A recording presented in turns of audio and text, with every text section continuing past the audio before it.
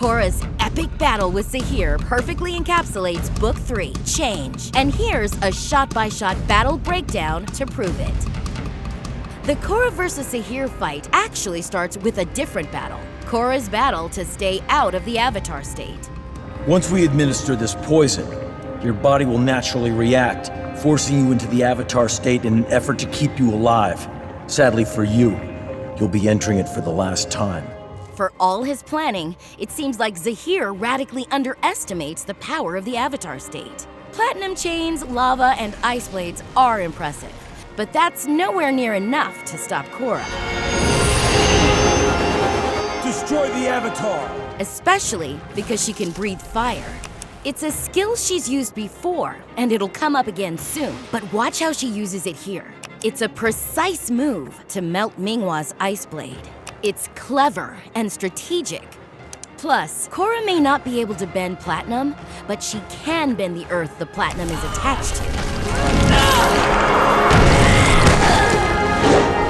The Red Lotus members don't seem prepared for the incredible power Korra unleashes here. She snaps through solid platinum chains like they're nothing. Maybe she can bend platinum after all? Or maybe she's just that strong. Korra takes out Ghazan and Minghua with what looks like an air-earth combo move. Once she's free to fight Zaheer, the battle starts to connect to the main theme of Book 3, Change. Look at the way Korra breathes fire here. It's not like the last time she used this technique. Her moves up until now have been very tactical, but this fire-breathing moment is not a strategic move. It's an expression of rage and pain. It also signals something more troubling. For the first time, Korra seems to lose control in the Avatar state.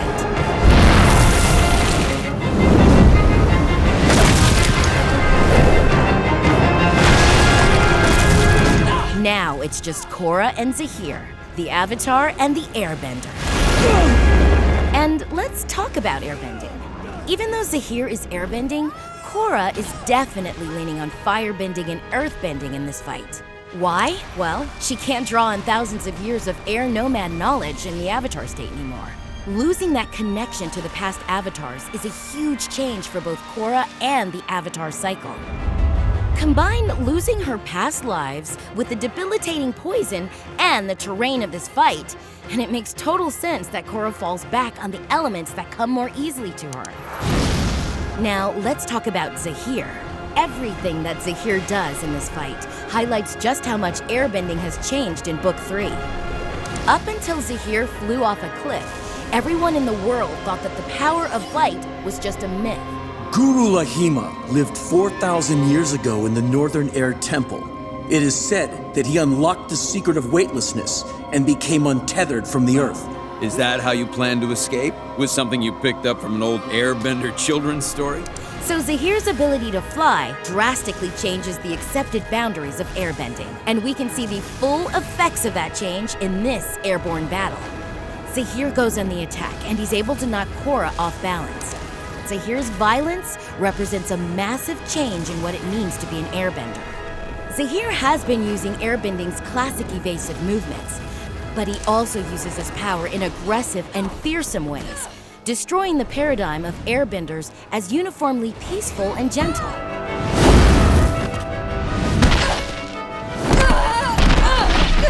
It looks like Zaheer's poison is really taking effect too. But Korra's back in the fight, and she's bringing half a mountain with her.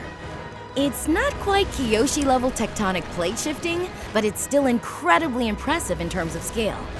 And again, Korra isn't drawing on any of the past avatars here.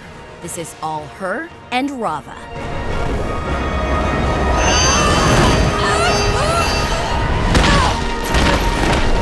So the way Zaheer fights represents the huge changes to airbending in Book 3. And the way Korra fights is connected to the changes in the Avatar cycle. But this fight also incorporates another big change from Book 3, the rebirth of the air nomads. There haven't been this many airbenders in one place for a long time either. We have power together. Hurry! Everyone form a circle. Follow me! Jinora points out that the air nomads have returned in force for the first time in over a century. Bringing the brand new Airbenders into this fight shows that the balance of the four nations has changed.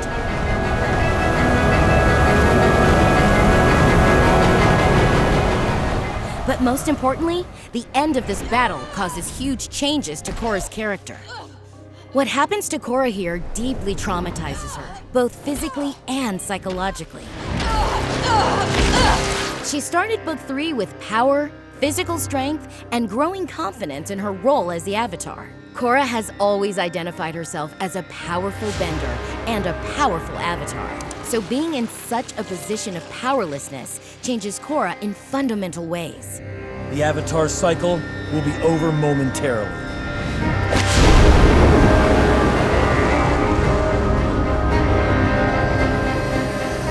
Looking at this moment from a different angle, Zaheer the Anarchist uses the same move on Korra that he uses on the Earth Queen. The collective force of the Air Nomads and the echoes of the Earth Queen's death remind us that so much has changed in the balance of the four nations in Book 3. And those changes will have huge repercussions for the world in Book 4.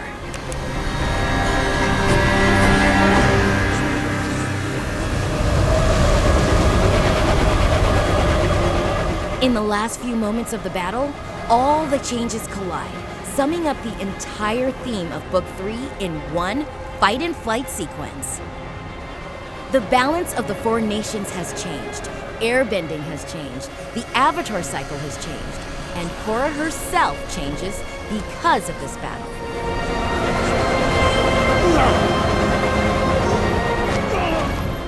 As the Airbender cyclone pulls Zaheer downwards, he refuses to let go of Korra, even if it could save him. It's as if, in the end, he can't actually let go of everything that tethers him to this world. Even when he finally lets go, Korra captures him with her chains, literally an earthly tether, to stop his flight. And despite everything she's gone through, Korra is still strong enough to bring Zaheer smashing back down to Earth. He's even imprisoned in Earth by the Bayfons. For someone who has learned to fly, it's a crushing defeat. But this fight doesn't really have a winner. It changes Korra in painful ways that take a long time to heal from. Ultimately, though, she finds a way to use this as a catalyst for growth. This devastating battle between Korra and Zaheer is all about change. And the ambivalent outcome echoes the conversation between Korra and Tenzin at the very start of Book 3. Change can be good or bad, depending on your point of view. True wisdom begins when we accept things as they are. You started a new age, Korra. There's no going back to the past.